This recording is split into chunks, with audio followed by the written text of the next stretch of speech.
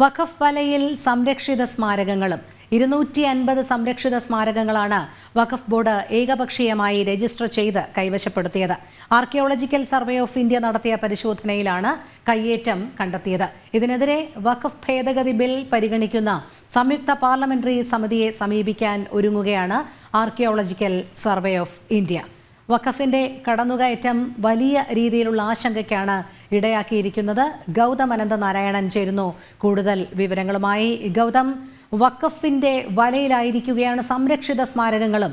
250 സംരക്ഷിത സ്മാരകങ്ങളാണ് ഇത്തരത്തിൽ വഖഫ് ബോർഡ് ഏകപക്ഷീയമായി രജിസ്റ്റർ ചെയ്ത് കൈവശപ്പെടുത്തിയത്. ആർക്കിയോളജിക്കൽ സർവേ ഓഫ് ഇന്ത്യ നടത്തിയ പരിശോധനയിലാണ് ഇത്തരം കയ്യേറ്റങ്ങളൊക്കെ കണ്ടെത്തിയത്. എന്തായാലും ഇതിനെതിരെ വഖഫ് ഭേദഗതി ബിൽ പരിഗണിക്കുന്ന സംയുക്ത പാർലമെന്ററി സമിതിയെ സമീപിക്കാൻ ഒരുങ്ങുകയാണ് ആർക്കിയോളജിക്കൽ സർവേ ഓഫ് ഇന്ത്യ. ഇതുമായി ബന്ധപ്പെട്ട വിശദാംശങ്ങൾ.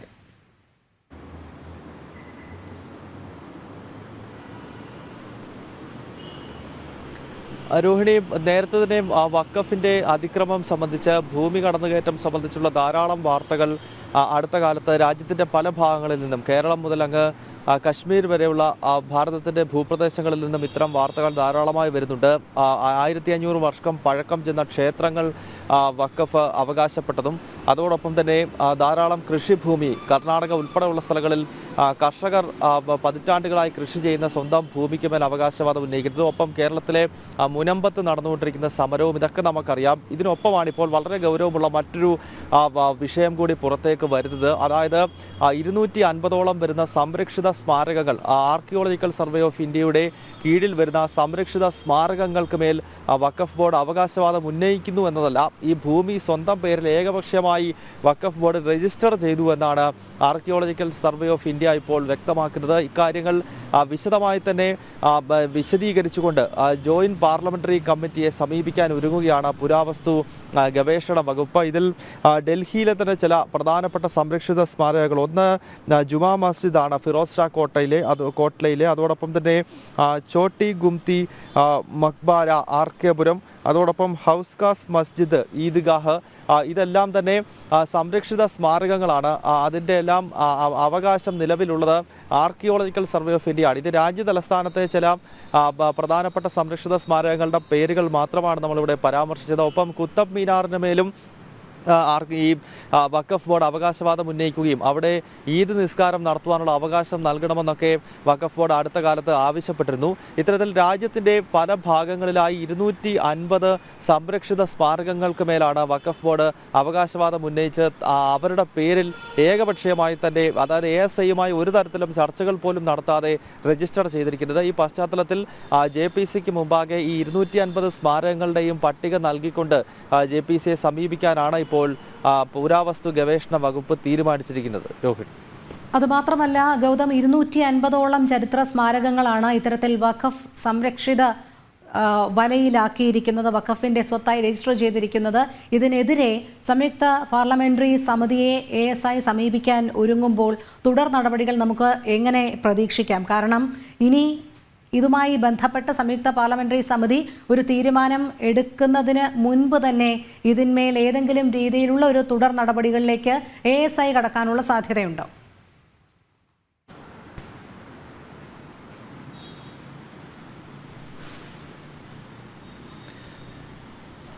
നിലവിൽ രോഹിണി, ഈ വിഷയം ജോയിന്റ് പാർലമെന്ററി കമ്മിറ്റിയുടെ പരിഗണനയിലാണ്.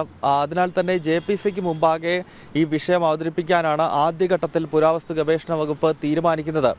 മാത്രമല്ല, ഇത്തരം ധാരാളം കേസുകൾ JPCക്ക് മുമ്പാകെ വരുന്ന പശ്ചാത്തലത്തിലായിരിക്കാം ഒരുപക്ഷെ ഈ ബില്ല്, ഈ വഖഫ് ഭേദഗതി ബില്ല് ഈ ശൈത്യകാല സമ്മേളനത്തിൽ അവതരിപ്പിക്കുന്നില്ല എന്ന നിലപാടിലേക്ക് കേന്ദ്ര സർക്കാർ എത്തിയത്. നേരത്തെ ശൈത്യകാല സമ്മേളനത്തിൽ തന്നെ വഖഫ് ഭേദഗതി ബില്ല് ലോക്സഭയിലും രാജ്യസഭയിലും പാസ്സാക്കുമെന്നാണ് കേന്ദ്ര സർക്കാർ വ്യക്തമാക്കിയത്. പക്ഷേ സഭ ചേർന്നതിന് ശേഷം പിന്നീട് കേന്ദ്ര സർക്കാർ ചൂണ്ടിക്കാണിക്കുന്നത് ബജറ്റ് സമ്മേളനത്തിൻ്റെ 2ാം ഘട്ടം, അതായത് അടുത്ത ഫെബ്രുവരി മാസം ആദ്യം ബജറ്റ് സമ്മേളനം ആരംഭിക്കും. അതിൻ്റെ 2ാം ഘട്ടം നടക്കുന്നത് മാർച്ച് ഏപ്രിൽ മാസങ്ങളിലാണ്. ആ സമയത്തെ ഈ വഖഫ് ഭേദഗതി നിയമം പാസ്സാക്കാൻ, ആ ബില്ല് പാസ്സാക്കാൻ തയ്യാറാകുന്നുള്ളൂ എന്നാണ് കേന്ദ്ര സർക്കാർ ചൂണ്ടിക്കാണിക്കുന്നത്.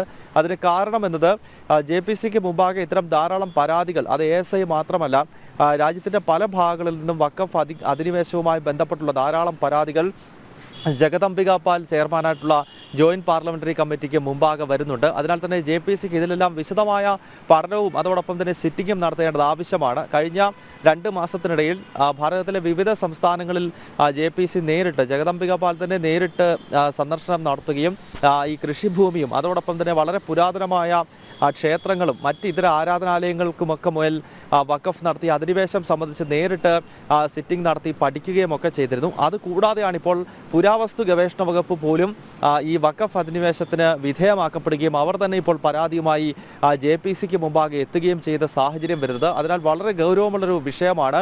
സംരക്ഷിത സ്മാരകങ്ങൾ എന്ന് പറയുമ്പോൾ നമുക്കറിയാം അത് പുരാവസ്തു ഗവേഷണ വകുപ്പിന് മാത്രമാണ് അതിൻ്റെ അധികാര പരിധി നിലവിലുള്ളത്. കാരണം അത് അത്രത്തോളം നിലനിർത്തേണ്ടത് കാലഘട്ടത്തിൻ്റെ അനിവാര്യതയാണ്. മാത്രമല്ല ഈ രാജ്യത്തിൻ്റെ ചരിത്രം അടുത്ത തലമുറയിലേക്ക് കൈമാറി കൊടുക്കുന്നതിലൊക്കെ ഇത്തരം സ്മാരകങ്ങൾ വളരെ നിർണായകമാകും. അപ്പോൾ അതൊക്കെ ഈ വഖഫിൻ്റെ കൈകളിൽ എത്തിക്കഴിഞ്ഞാൽ അത് കേവലം മതത്തിൻ്റെ അടയാളപ്പെടുത്തുന്ന ഒരു സംഭവമായി മാത്രം കാലഘട്ടങ്ങളിൽ പിന്നീട് മാറുകയും അതുമാത്രമല്ല അത് പൊളിച്ച് അവിടെ മറ്റ് നിർമ്മിതികൾ ഉണ്ടാക്കുവാനുള്ള ശ്രമങ്ങളൊക്കെ ഒരുപക്ഷെ വഖഫിൻ്റെ ഭാഗത്ത് നിന്ന് ഉണ്ടായേക്കാം. അതിനാൽ വളരെ ഗൗരവത്തോടു കൂടിയാണ് കേന്ദ്ര സർക്കാരും ഈ വിഷയത്തെ നോക്കിക്കാണുന്നത്. എന്തായാലും ആദ്യ പടിയെന്ന നിലയിൽ ഈ 250 സംരക്ഷിത സ്മാരകങ്ങളിൽ വഖഫ് നടത്തിയ അധിനിവേശം ഒപ്പം ഏകപക്ഷീയമായി ഈ ഭൂമി രജിസ്റ്റർ ചെയ്ത വിഷയങ്ങൾ ഇതെല്ലാം ചൂണ്ടിക്കാണിച്ചുകൊണ്ടുള്ള ഒരു വിശദമായ പരാതി ജോയിന്റ് പാർലമെന്ററി കമ്മിറ്റിക്ക് മുമ്പാകെ വയ്ക്കുക എന്നതാണ് ഇപ്പോൾ ASIയുടെ ആദ്യ നടപടി. രോഹിണി, ഗൗതം, ഒരു കാര്യം കൂടി, JPCക്ക് മുൻപാകെ ഇത്തരത്തിലുള്ള ധാരാളം പരാതികൾ വരുന്നുണ്ട്. നമുക്കറിയാം ഭാരതം ഒന്നാകെ വലിയ ആശങ്കയിലാഴ്ത്തുന്ന രീതിയിലേക്കാണ് വഖഫ് ബോർഡ് കാര്യങ്ങൾ കൊണ്ടുചെന്ന് എത്തിക്കുന്നത്. സാധാരണക്കാരിൽ തുടങ്ങി സംരക്ഷിത സ്മാരകങ്ങൾ വരെ ഇത്തരത്തിൽ വഖഫ് ബോർഡ് അവകാശവാദം ഉന്നയിച്ച് അവരുടെ വലയിലാക്കുമ്പോൾ ഇതിനെതിരെ അത്യാവശ്യമായ ഒരു ഇടപെടൽ വേണ്ടിയിരിക്കുന്നു. അതിനായുള്ള ഭേദഗതി ബില്ലിൽ തന്നെയാണ് ഏവരും ഉറ്റുനോക്കുന്നതും. അതുമായി ബന്ധപ്പെട്ട് തന്നെ കേന്ദ്ര സർക്കാർ നീങ്ങും. JPCയുടെ നിർദ്ദേശങ്ങൾ പരിഗണിച്ചുകൊണ്ട് എന്ന് തന്നെയല്ലേ മനസ്സിലാക്കേണ്ടത്?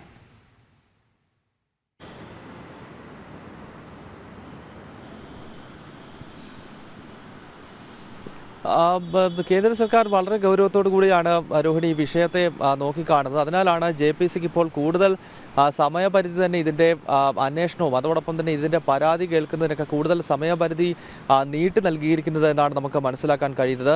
മാത്രമല്ല ഈ വഖഫ് ഭേദഗതി നിയമം എത്രത്തോളം അനിവാര്യമാണ് എന്നത് പൊതുസമൂഹത്തിന് ഇപ്പോൾ ബോധ്യപ്പെട്ട് കഴിഞ്ഞിരിക്കുകയാണ്. കേരളത്തിൽ തന്നെ മുനമ്പത്ത് ക്രൈസ്തവ സമൂഹം നടത്തിക്കൊണ്ടിരിക്കുന്ന പ്രതിഷേധം നമുക്കറിയാം. വർഷങ്ങളായി തന്നെ കൈവശമുള്ള ഭൂമി, കൃത്യമായ രേഖകൾ ഉൾപ്പെടെയുള്ള ഭൂമിക്ക് മേലാണ് വഖഫ് അവിടെ അവകാശവാദം ഉന്നയിച്ചിരിക്കുന്നത്. അത്തരം ധാരാളം സംഭവങ്ങൾ ഓരോ സംസ്ഥാനത്തും ചൂണ്ടിക്കാണിക്കാൻ സാധിക്കും. പലയിടത്തും കൃഷിഭൂമികൾ വ്യാപകമായി വഖഫ് അവകാശവാദം ഉന്നയിച്ചതിനെ തുടർന്ന് കർഷകർ വലിയ പ്രതിസന്ധിയിലേക്ക് പോയി. മഹാക്ഷേത്രങ്ങൾക്ക് മേൽ വഖഫ് ബോർഡ് അവകാശവാദം ഉന്നയിച്ചു. അതിനാൽ കേന്ദ്ര സർക്കാരിനെ സംബന്ധിച്ചിടത്തോളം വഖഫ് ഭേദഗതി നിയമം എന്തിനാണ് അല്ലെങ്കിൽ ഇതിൻ്റെ അനിവാര്യത എത്രത്തോളം എന്ന് ഇനിയും കാര്യമായ ഒരു വിശദീകരണം നടത്തേണ്ട ആവശ്യമില്ല. കാരണം പൊതുസമൂഹത്തിന് അത്രത്തോളം ഈ വിഷയത്തിൻ്റെ ഗൗരവം എന്താണെന്ന് ബോധ്യപ്പെട്ട് കഴിഞ്ഞിരിക്കുകയാണ്. അതിനാൽ കേന്ദ്ര സർക്കാരിനെ സംബന്ധിച്ചിടത്തോളം അവരുടെ ജോലി വളരെ എളുപ്പമായി എന്നുള്ളതാണ്. കാരണം ആദ്യം ഈ ബില്ല് അവതരിപ്പിക്കുന്ന ഘട്ടത്തിൽ ഈ മഴക്കാല സമ്മേളനത്തിലാണ് ഈ ബില്ല് വരുന്നത്. ആ സമയം വഖഫിനെ പറ്റി കാര്യമായൊരു ബോധ്യം സമൂഹത്തിന് ഉണ്ടായിരുന്നില്ല എന്ന് തന്നെയാണ് വസ്തുത.